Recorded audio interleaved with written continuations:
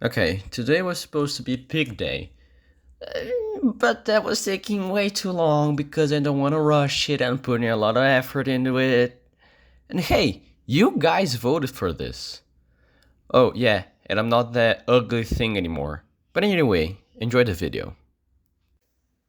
Theropods, the quintessential dinosaurs.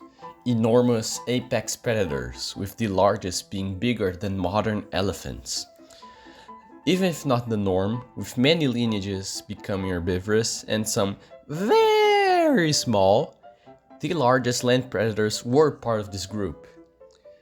Being the only lineage of dinosaurs to survive the Chicxulub impact, it is arguable that theropods are the most successful dinosaur group. So without a doubt, I wanted non-avian theropods to be abundant in the Humanum. But it can't be the old Tyrannosaurus or Velociraptor, although it was this way at first. The modern dominant theropod groups are the descendants of small animals that thrived in the aftermath of an extinction event. But before them, there were much more recognizable theropods filling the niches of their modern relatives. At the top were the famous tyrannosaurs, using their strong jaws to break bone. Some features of their skulls were different from more traditional tyrannosaurs. Species had varying degrees of bumpy osteoderm in their foreheads, thought to be for display and maybe headbutting rivals. The latest species, Cornutyrannus, had moderate ornamentation, while others were much more elaborate. Vying with these tyrants were the Carcharodontosaurs, keeping their sauropod hunter role without much trouble. Smylotherops was notable for having enlarged canine-like teeth in the upper jaw, thought to be sexual dimorphism. Abelisaurids, specifically those descendants from South American animals like Carnotaurus, were medium-sized speedsters on short bursts like the cheetah of our world. Many were also horned, with Hoplitosaurus have the most extreme headgear yet found. While the Abelisaurids were fast in a short sprint, the endemic Coelonarians, descendants of Metriacanthosaurids, chased their prey for long distance without getting tired. With large hollow crests connected to the nose for better breathing and two-toed feet for balance, fossil finds show that they were social hunters like hyenas. Eudromaeosaurs kept their ambush hunting niche unchanged for millions of years, with Feroxoraptor living for 30 million years and producing 7 species. The last large carnivorous theropods of the time were the Spinosaurs, that remained on top in their massive piscivorous niche. Cervus spinus also had an elaborate crest that gave its name. Other recognizable theropods filled herbivorous niches, from lower, middle, and high browsers, with the speedy Ornithomimosaurs, the larger Oviraptorosaurs, and the enormous Therizinosaurs filling those niches respectively, existing with the Ornithischians by migrating or niche partitioning. In the shadow of these rulers were the ancestors of our modern kings. Noasaurids, cousins of the Abelisaurids, were small, weird animals with a poorly known fossil record. Two lineages, the Noasaurians and Elaphosaurians, were present at the time. The larger were the Elaphosaurians, speedy herbivores like the unrelated Ornithomimosaurs. The Noasaurians were represented by the early members of a diverse group, the Sicariusaura, venomous animals with large first toe claws used in hunting. However, Lanciadactylus and animals like it used it in a purely defensive manner. Alverosaurids are one of the few theropod groups that kept on to this day with great success, as small journalist omnivores. Megaraptorans, hook-clawed predators, were, at this time, hunters of small prey, with Furtivunicus being as tall as a human, but this would not last forever. The smallest were the Microraptorians, minuscule dromaeosaurs that were arboreal. Even if small, they would diverse explosively. The diminutive status of these clades would change at last. Tectonic movement and climatic changes resulted in a slow extinction event. Tyrannosaurs, Carcharodontosaurs, Abelisaurs, Ornithomimosaurs, Oviraptorosaurs, and Therizinosaurs went extinct, while Coelurinaries, Spinosaurs, and Eudromaeosaurs suffered heavy losses. At this time, the Humanum did not look like it is today. It seems the northern and southern sections of the main continent, separated by the Scraper mountain range, were two distinct land masses. This isolation was influential in the evolution of the modern clades, and thus I'll cover each continent separately, starting in the north. It seems that fairly quickly after the mass extinction, the Megaraptorans moved into the macropredatory niche left by the ecological vacuum. Their strategy of killing with their claws rather than their jaws was a very effective way to kill prey, and it seems to have favored them in this clean slate. Animals like Carasraptor were the top predators of the northern continent.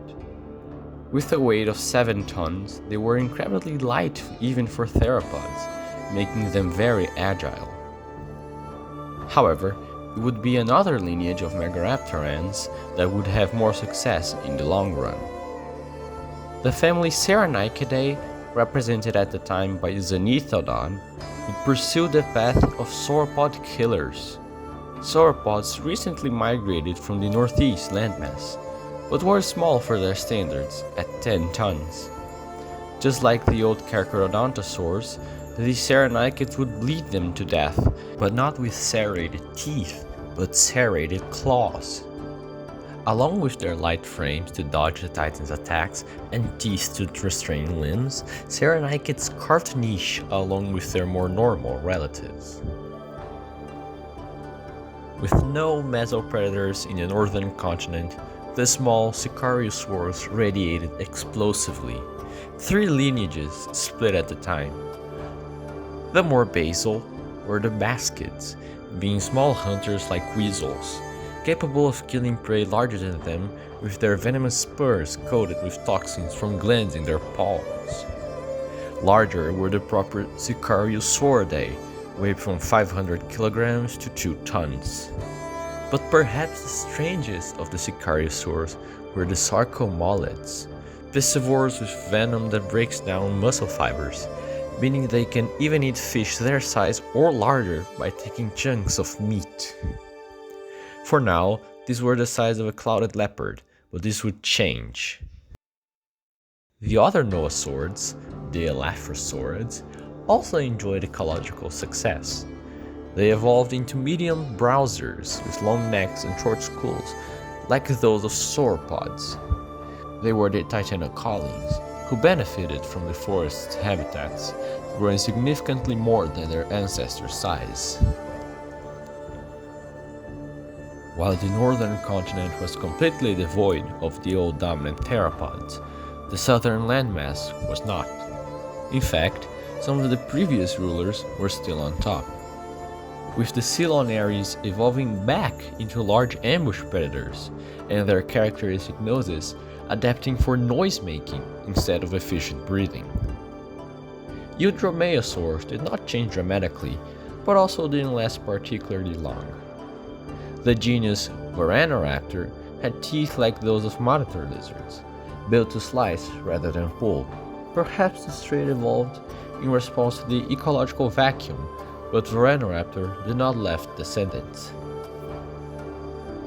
The Spinosaurs actually seem to have bounced back in diversity. The fossils of Mesonechosaurus suggest an animal comparable to Spinosaurus, although it did not have as tall of a sail. Meanwhile, the small Microraptorians had a massive adaptive radiation, while the others were weakened, with 2 broad groups diverging at the time. The classic Microraptorids kept as arboreal animals, but evolved into various forms like herbivores, insectivores, and even nectivores. Their sister group are the incredibly diverse hyperbrachians, who came down from the trees and filled all sorts of niches. Some became robust, powerful ambush predators, evolving plantigrade legs for stronger pounces and losing most of their pneumatic bones. They were the Ocultoropaxids, animals that had great success at this time in the dense jungles. Others evolved to be generalists, with a skull that has more of a beak than a regular mouth, and a versatile heterodont dentition, eating fruits, seeds, insects, and anything else. They were the Aelvids, ancestors of the elves. Even if diverse at the time, they would encounter even more success.